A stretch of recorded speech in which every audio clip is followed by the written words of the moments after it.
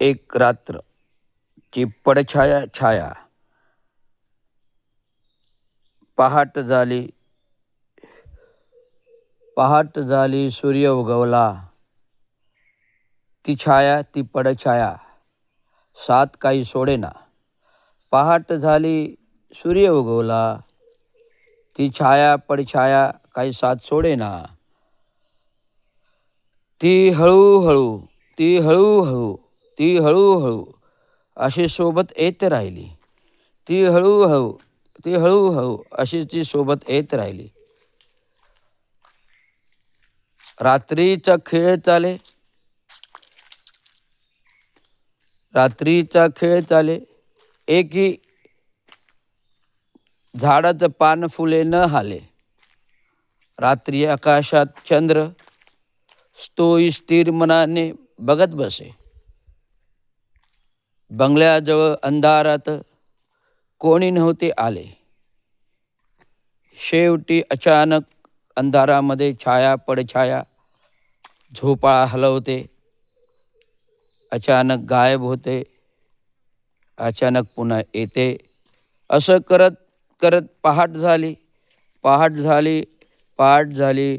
सूर्य उगवला, सूर्य उगवला. कर्ण सोनेरी किरण, सूर्य उगवला, सूर्य उगवला. सूर्याची सोनेरी किरण, सोनेरी किरण या भूतलावर आली. त्या झाडाझुडपातून, काटेरी वनातून, झाडाझुडपातून, काटेरी वनातून,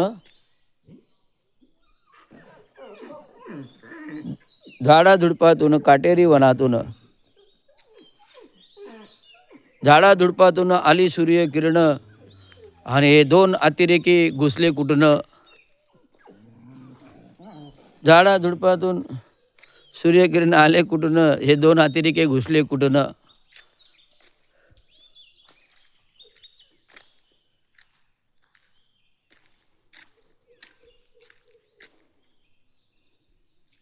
राजा गो बा छू,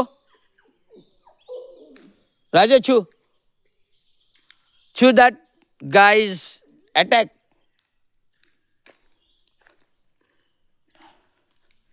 सो बॅक इन स्टोरी. ती छाया पडछाया बघा. राजासोबत पण छाया, राजासोबत पण छाया, माझ्यासोबत पण छाया. राजासोबत पण छाया, माझ्यासोबत पण छाया. ती छाया काही साथ सोडेना, ती छाया काही साथ सोडेना. हे दोन डॉगी कुठून आले रे? दोन कुठून आले बाहेरचे? राजाला छू करायला सांग. हे शासन दिसतच नाही. किती महिने झाले? वर्षातून 4 वेळा येणं झालं माझं. एक सुंदर डॉगी होती, तिचं नाव शाशा. एवढी प्रेमळ होती. ज्यावेळेस मी या फार्ममध्ये पाय ठेवतो ती तुरंत पाय चाटायला यायची. तिला भूक लागलेली असायची म्हणजे ती काहीतरी खायला मागायची. तर आतमध्ये बंगल्यात गेल्यानंतर मी आणलेल्या सामानांमधून, साहित्यामधून, खाण्याच्या सामानामधून लगेच बिस्किटं काढायचं. तिला मारी बिस्किट्स आवडायचे. तिला मारी बिस्किटचा पुडा तिच्यासमोर ठेवायची, खायची. आणि ती आली का प्रथम स्वागत करायला यायची. तर अशा प्रकारे ती स्वागत करायला यायची. पण ती गेली वर्षभर मला काही नजरेत पडली नाही, मला काही दिसली नाही. म्हणून मी सांगतो आहे छाया पडछाया, छाया पडछाया. सूर्याची किरण झाडापानातून भूतलावर येते आणि त्यातून ती फार्ममध्ये येते. आणि अशा प्रकारे या झाडापाना फुलांना स्तब्धता आलेली आहे. छोटी वाऱ्याची झुळूक नाही, छोटी वाऱ्याची झुळूक नाही, छोटी वाऱ्याची झुळूक नाही की झाड पान फुल हालेल असं कुठे दिसत नाही. छोटी वाऱ्याची झुळूक नाही की झाड पान फुल हालेल अशी शक्यता मात्र दिसत नाही.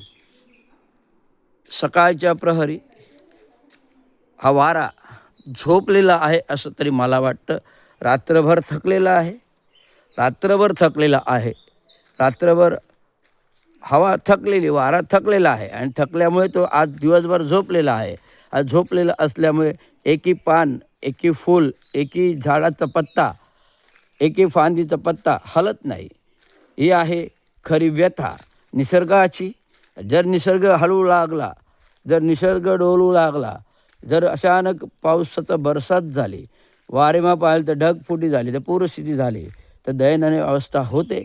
म्हणून झाड फूल आवश्यकता असते. म्हणून झाड पान फूल आवश्यकता असते. हे निसर्गाने दिलेलं सौंदर्य आहे.